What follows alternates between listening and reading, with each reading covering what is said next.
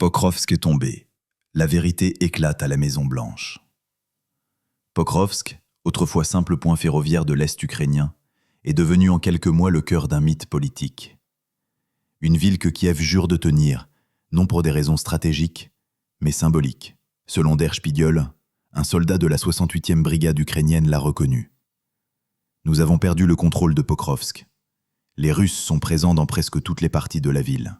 Malgré cela, ordre a été donné par le président Zelensky de ne pas reculer. La consigne venue du sommet de l'État, rapportée par plusieurs médias ukrainiens, est sans équivoque.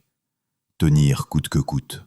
Les analystes du Washington Post rappellent qu'admettre la chute de Pokrovsk reviendrait pour Kiev à reconnaître que Donald Trump avait raison et que Vladimir Poutine gagne.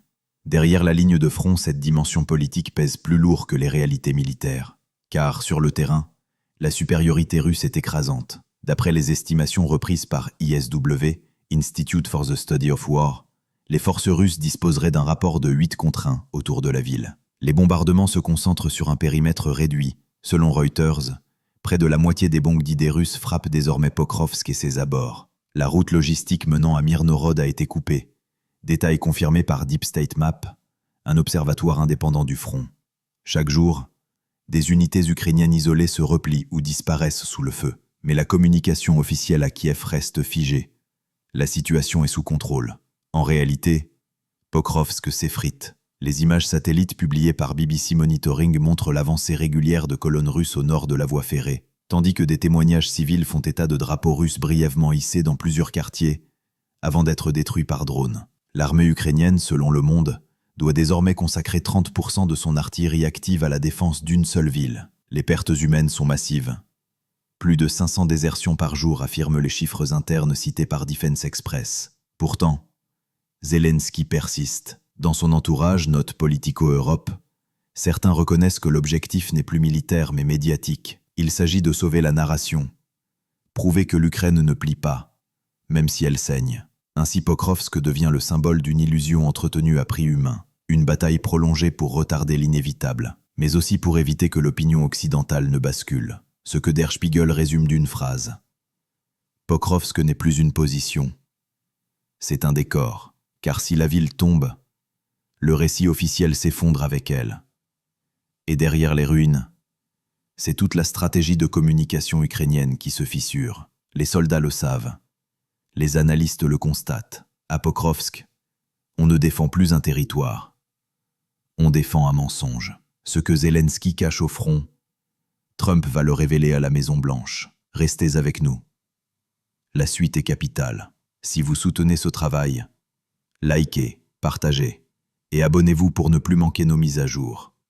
3 semaines avant l'effondrement annoncé de Pokrovsk, Volodymyr Zelensky est reçu dans le bureau ovale. Devant lui, les cartes du front, soigneusement préparées par son état-major. Il espère convaincre Donald Trump que l'Ukraine tient toujours ses positions. Mais ce qui devait être une démonstration de résistance tourne à l'affrontement.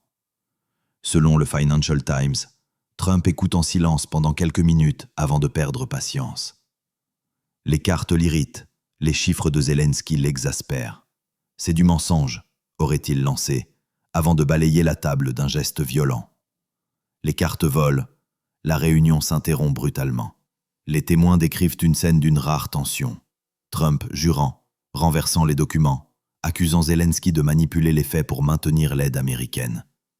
Le Washington Post confirme, lors de cet entretien, le président américain a informé son homologue ukrainien qu'il devait faire des concessions immédiates ou risquer la destruction totale de son armée face à la Russie. Le message est clair, sans diplomatie. Capitule ou sois détruit. Cette phrase, rapportée par 2 sources proches du Conseil de sécurité, résonne comme un ultimatum. Trump ne s'en cache plus. D'après Politico, il estime qu'il est criminel de continuer à financer une guerre sans perspective de victoire. Et pour la première fois, il reprend presque mot pour mot les exigences de Moscou. Abandon du Donbass, reconnaissance de la ligne de front actuelle, négociation directe avec le Kremlin. Le Figaro rapporte que cette position américaine, autrefois taboue, a provoqué un choc dans les chancelleries européennes. Zelensky, pris de court, tente de sauver la face. Il affirme que Pokrovsk tient encore, que les pertes russes sont supérieures. Mais Trump veut des preuves. Combien de temps Kiev peut-il tenir sans les 187 milliards d'aides américaines? Pourquoi maintenir des positions indéfendables? D'après Reuters, Zelensky reste évasif, puis évoque des contre-offensives imminentes. Trump se lève, excédé. La réunion s'arrête net. Les conséquences sont immédiates.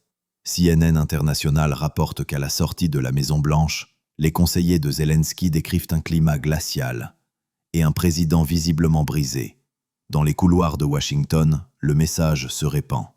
La patience américaine est terminée. Dans les heures qui suivent, les marchés réagissent. L'incertitude grandit à Kiev. Les analystes du Financial Times parlent d'une perte totale de confiance entre les deux dirigeants. Et pour la première fois, Trump envisage ouvertement de rencontrer Vladimir Poutine sans y associer l'Ukraine.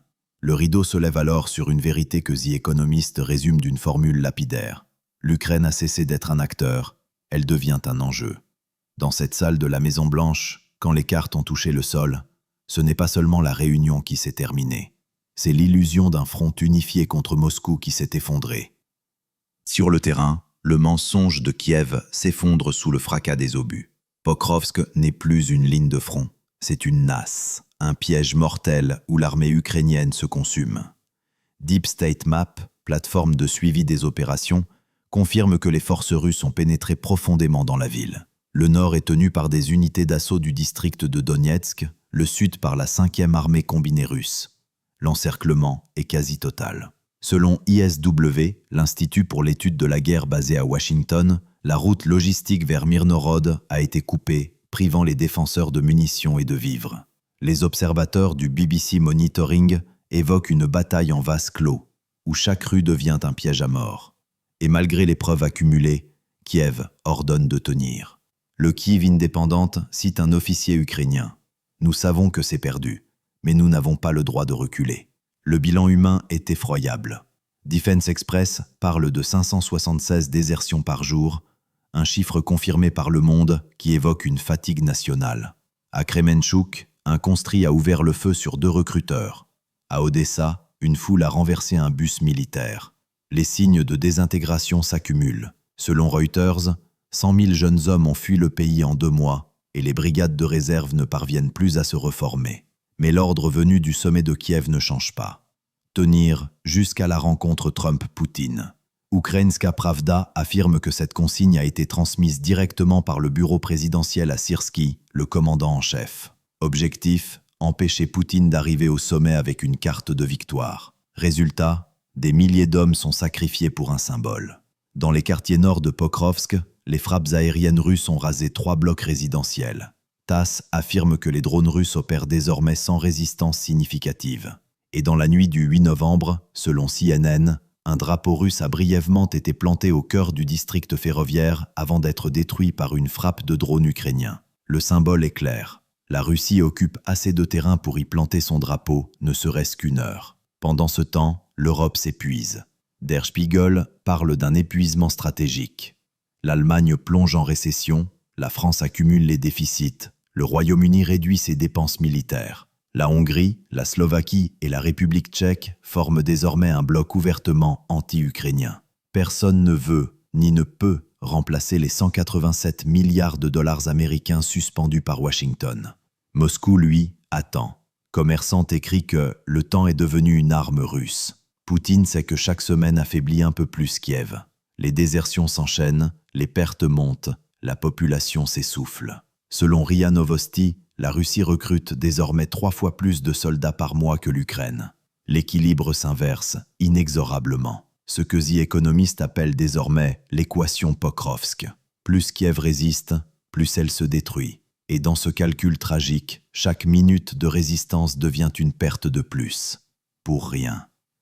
Tout converge vers un seul moment. La chute de Pokrovsk et le sommet Trump-Poutine. 2 événements liés par le fil invisible d'une stratégie implacable. Selon le Financial Times, le Kremlin retarde volontairement la date de la rencontre. Chaque semaine de guerre renforce la position russe. Sur le terrain, Deep State Map enregistre des gains territoriaux constants, 267 km² par mois depuis septembre. Et pour ISW, ce rythme de conquête dépasse désormais celui observé avant la prise d'Avdiivka. Dans les bureaux de Washington, Trump a fait son choix. Politico révèle qu'il considère désormais la paix avec la Russie comme inévitable et la victoire de Kiev comme impossible. Lors du dernier briefing, selon Reuters, il a fixé un ultimatum, négocier avec concession territoriale ou continuer seul, sans l'aide américaine. L'Ukraine joue sa survie diplomatique, mais sans carte en main. 2 scénarios se dessinent, aussi cruels l'un que l'autre. Le premier, évoqué par Der Spiegel, annonce la chute de Pokrovsk avant la rencontre. Les forces russes s'emparent de la ville à la mi-novembre. Zelensky, acculé, doit admettre la perte. Trump, profitant du désastre, écrase Kiev politiquement. Il menace de couper toute aide et, au sommet, accepte le contrôle russe total du Donbass. Washington Post parle d'un cessez-le-feu humiliant imposé à l'Ukraine, qui perdrait un quart de son territoire. Probabilité très élevée. Le second scénario, analysé par Le Monde, est celui d'une lente agonie. Pokrovsk résiste jusqu'au sommet, mais au prix de pertes catastrophiques. La ville tombe quelques jours après la rencontre. Trump, furieux, accuse Zelensky de tromperie. L'aide américaine est coupée sans préavis. L'Europe, déjà fracturée, refuse de combler le vide. L'Ukraine est forcée d'accepter des conditions encore plus dures que celles de Moscou. Probabilité modérée. 3 faits désormais indiscutables scellent le destin du conflit. D'abord, Der Spiegel confirme les aveux d'un soldat ukrainien. Le contrôle de Pokrovsk est perdu. Les Russes sont partout. Ensuite, Financial Times rapporte la scène où Trump, hors de lui, a juré, renversé les cartes et mis fin à la réunion. Enfin, le Washington Post atteste que Zelensky a été sommé de capituler ou de disparaître. 3 sources, 3 vérités, un effondrement. Pokrovsk n'est plus une bataille, mais une métaphore. C'est le test ultime du mensonge ukrainien, le théâtre où la fiction politique rencontre la réalité militaire. Chaque jour de résistance ajoute un nom sur la liste des morts, mais retarde l'inévitable, la reconnaissance d'une défaite qu'aucune propagande ne pourra maquiller. L'hiver approche. CNN évoque une saison de vérité pour Kiev. Dans les steppes gelées du Donbass, les chars russes avancent lentement, méthodiquement, pendant que les négociateurs américains et russes peaufinent déjà les contours du futur traité. À Moscou, Poutine attend. À Washington, Trump calcule. Et à Kiev, Zelensky prie pour un miracle. Mais il n'y a plus de miracle. Quand Pokrovsk tombera, c'est toute la narration occidentale qui s'effondrera avec elle. Le Donbass suivra, puis le reste de l'Est. Ce que dit Economist appelle la fin du narratif Zelensky deviendra un fait historique. Alors, dans le silence des ruines, il ne restera qu'une phrase, celle qu'on entend déjà, murmurée sur les ondes russes. La guerre n'est pas finie. Elle vient seulement de changer de camp. Ici, nous suivons ce que les médias taisent, ce que les gouvernements camouflent et ce que les peuples paient de leur sang. Alors, si vous voulez comprendre ce qui se joue vraiment derrière les murs du Kremlin, de la Maison-Blanche et des bunkers de Kiev, abonnez-vous dès maintenant. Activez la cloche pour ne rien manquer des prochains épisodes, car l'histoire ne fait que commencer. Et dans ce conflit, la vérité est la seule arme qui reste. Merci de vous abonner à GeoFocus.